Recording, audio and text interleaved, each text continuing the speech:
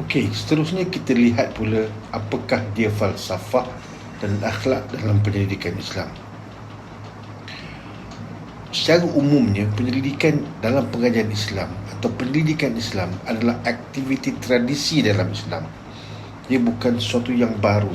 Ia dilaksanakan dari peringkat demi peringkat sejak daripada zaman Rasulullah SAW. Ia adalah kekuatan kepada umat Islam. Kegagalan kita pada hari ini adalah kegagalan kita melakukan penyelidikan. Kegagalan umat Islam dalam menangani urusan-urusan peribadi, keluarga, masyarakat dan negara adalah kerana kita tidak buat research, kita tidak melakukan penyelidikan. Apa yang berlaku?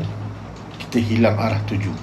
Kita gagal mempelajari dan mengambil iktibar dari kejadian-kejadian yang sedang berlaku dan yang pernah berlaku dalam sejarah.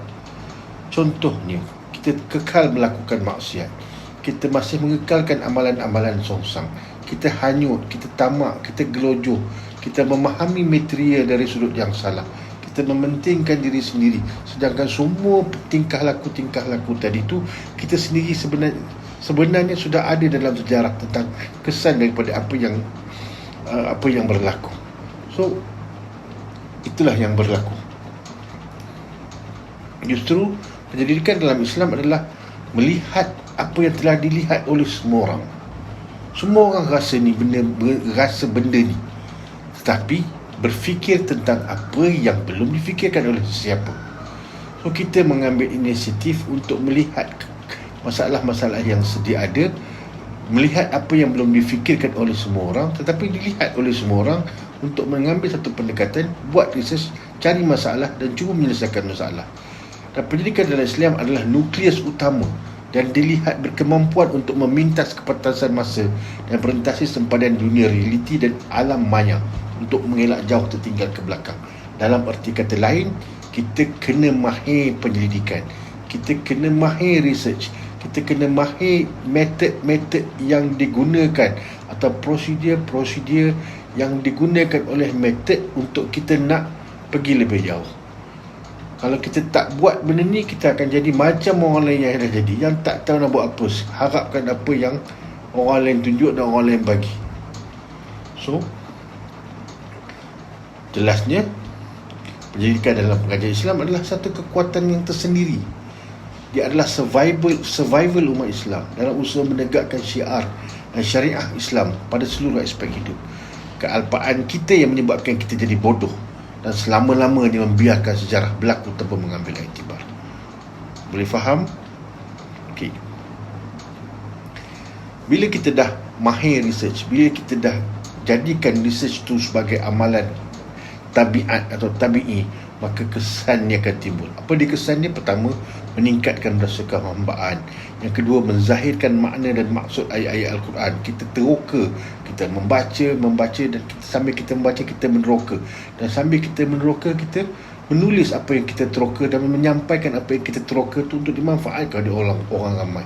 Kemudian kita menyedarkan manusia tentang keajaiban setiap inci ciptaan Tuhan. Memanfaatkan prinsip-prinsip dan undang-undang sunnatullah, merangsang kreativiti manusia, meneruskan dan meningkatkan kecemerlangan.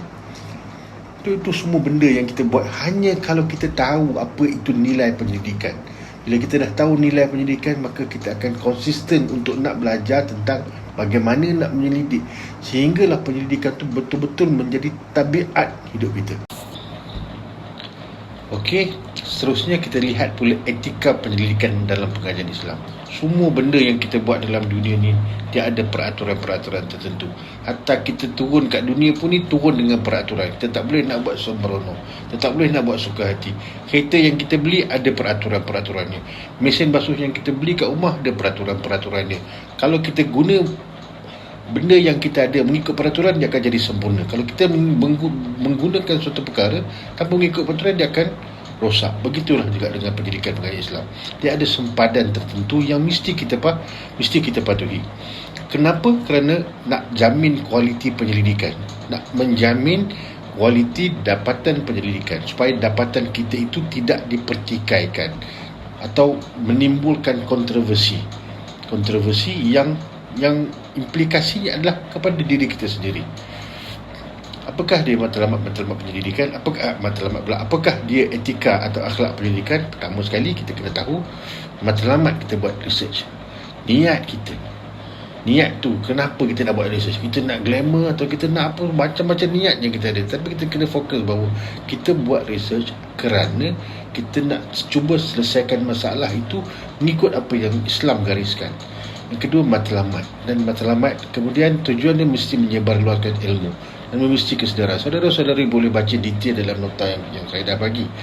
Yang kedua adalah memastikan kesahihan sumber fakta dan maklumat. Bila kita rujuk Quran, dia ada prosedur dia. Bila kita rujuk hadis, dia ada prosedur dia. Kita kena terjemahan Quran mengikut terjemahan yang sepatutnya. Kita tafsir Quran mengikut pentafsir dia. Bukan kita terjemah atau kita tafsir sesuka hati ikut rasa kita. Begitu juga dengan hadis. Kita kena tahu asbabul wurud dia. Kita tak boleh tafsir hadis itu secara literal. Untuk nak memastikan kesahihan sumber fakta dan maklumat, semua yang berkaitan dengan hadis itu mesti didetailkan, mesti diperincikan dari sudut takhrij dia, dari sudut penulisan takhrij dia, penulisan terjemahan dia, dan penulisan makna dan tafsir dan tersurat dan tersirat daripada hadis tersebut. Mesti dirujuk daripada sumber-sumber yang dipercayai. Yang ketiga, elak plagiarism. Plagiarism ni dalam hidup hari ni, dalam sistem hari ni, ada macam-macam kaedah nak menyemak plagiarism. So tak payahlah nak cetak rompak. Sebab selain daripada kita mesti amanah dan jujur dan sebagainya, itu dari sudut antara kita dengan Tuhan. Tapi antara kita dengan sistem, kita dah buat kerja kita berbulan-bulan, mengambil masa berhari-hari, mengambil masa berjam-jam, tiba-tiba masuk dalam sistem, kita punya research kita kena tolak. So apa faedah dia? Kita dah buang masa. So daripada awal lagi, masa kita buat research, plagiarism tu mesti dijauhkan. Apa maksud plagiarism? Plagiarism tu kita ambil data orang, kita kata itu kita bunyi, atau kita tak nyatakan sumber dia, atau kita tak tulis apa yang penulis dia, seolah-olah macam tu kita datang daripada kita. So ini salah. Jangan buat plagiarism, khususnya dalam penulisan rasmi akademik. Kemudian kita mesti kena telus. Maksud telus tu adalah tidak bersifat prejudis. Kita tidak ada sifat bias, kita tak ada menyebelahi mana-mana pihak. Kita tak, bila kita buat research, kita tak boleh nak terpengaruh dengan emosi-emosi yang datang daripada latar belakang kita. Contohnya kita ni orang yang latar belakang Kelantan. So bila research kita tentang Kelantan, kita menyebelahi orang Kelantan, atau kita datang daripada parti-parti politik tertentu. Bila kita buat research, kita menyebelahi parti-parti politik itu, tak boleh. Itu dinamakan sebagai prejudis. Dan perkara ini mesti kita elakkan. Yang kedua, penyelidikan wajar mengelak polemik-polemik yang tidak sihat dengan menampilkan isu-isu sensitif secara keterlaluan. Penyidikan Islam wajib bersifat objektif, telus, neutral dan berdasarkan prosedur-prosedur jelas, tepat dan terang. Maknanya kita tulis tu, setiap yang kita tulis tu, kita akan dipertanggungjawabkan. Dan setiap yang kita rujukan tu adalah boleh dipertanggungjawabkan. So, sifat kepertanggungjawaban ini yang penting dalam akhlak penyelidikan. Yang kelima adalah sistematik. Apa maksud sistematik? Menganalisanya secara berstruktur. Kalau dalam tesis latihan ilmiah misalnya, tesis master atau tesis PhD, dia ada dalam penulisan bab 1, bab 2, bab 3, bab 4, bab 5. Setiap bab itu, setiap elemen itu, dia ada kaedah untuk nak menyusun dan cara menulis dia. So kita tulislah ikut cara yang sistematik. Kalau kita tak tahu, kalau kita susah sangat nak tahu, ada banyak rujukan yang kita boleh rujuk. Paling lekeh sekali pun kita boleh rujuk kepada tesis-tesis yang abang-abang kita, yang kita rasa macam boleh pakai lah. Dari perkara-perkara yang umum kepada perkara-perkara yang khusus. Setiap fakta yang dikemukakan hendaklah disusun secara berencana dan disokong oleh bukti-bukti yang jelas dan relevan. Maknanya setiap helai kertas yang kita nak tulis tu, atau setiap penulisan kita tu, daripada paragraf pertama mesti nampak hubungan dengan paragraf kedua, paragraf ketiga, paragraf keempat. Kalau kita tulis bab 1, dia mesti ada hubungan dengan bab 2, bab 3 dan bab 4, bab 5. Dan seolah-olah bila hasil penulisan tu, kalau 15 page kita tulis, 15 halaman, 15 itu dia menceritakan satu hakikat yang satu tapi dengan kaedah yang berbeza. So, faham? Mesti ada anonymity dan confidentiality. Maknanya apa benda yang kita tahu tu, dapatan-dapatan kita tu, semua kita kena rahsiakan. Dia mesti jaga kredibiliti kita. Kita mesti jaga kredibiliti orang yang kita tanya. Mesti kredibiliti kita punya pihak-pihak yang bertanggungjawab mengeluarkan data, dan mesti kita rahsiakan. Okey, yang lain tu boleh baca. Dan akhir sekali dalam kuliah untuk tajuk ini, kita tengok prinsip-prinsip penyelidikan pengajian Islam. Prinsip-prinsip dia sama je lah dalam prinsip-prinsip maqasid syariah, iaitu pertama sekali kita kena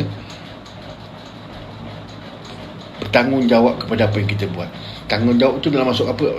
Apa maksud tanggungjawab? Maksudnya adalah apa yang kita buat tu adalah kita kena rasa yang Allah tengah tengok kita, atau kita tengok Tuhan, kita tengok Allah. Sebagaimana yang disebut dalam hadis Jibril, ihsan tu apa dia? Anta'budallah ka'annaka tarahu fa illam yakun tarahu fa innahu yaraka. Bukan saja dalam penyelidikan, bahkan dalam apa sekalipun yang korang buat, apa yang paling penting adalah korang rasa akidah korang tu, rasa Tuhan tengok apa yang korang buat, dan rasa bahawa apa yang saja step yang korang nak buat dalam research tu, ada malaikat kiranan yang tulis. Lain-lain tu samalah dengan prinsip-prinsip maqasid syariah. Pertama, mesti melihara agama, melihara kehidupan maruah, melihara intelek, melihara keturunan, melihara harta. Kalau korang tengok semua benda-benda macam ni, kalau korang tengok apa yang berlaku sekarang, Menteri Agama ataupun bekas mufti wilayah sekarang buat, semua research dia adalah dipayungi oleh prinsip-prinsip 5 prinsip agama ini. Yang lain-lainnya adalah termasuklah integriti dan berhikmah, pendidikan untuk kebajikan manusia, tidak merendahkan martabat manusia, tidak eksploitasi keperluan material, dan banyak lagi lah. Tu secara ringkas saya bagi. So untuk kuliah tajuk ini, sesi ini, kita habis di sini dulu. Kalau ada apa pertanyaan dan persoalan, boleh kemukakan melalui WhatsApp atau Telegram. Terima kasih. Assalamualaikum warahmatullahi taala wabarakatuh.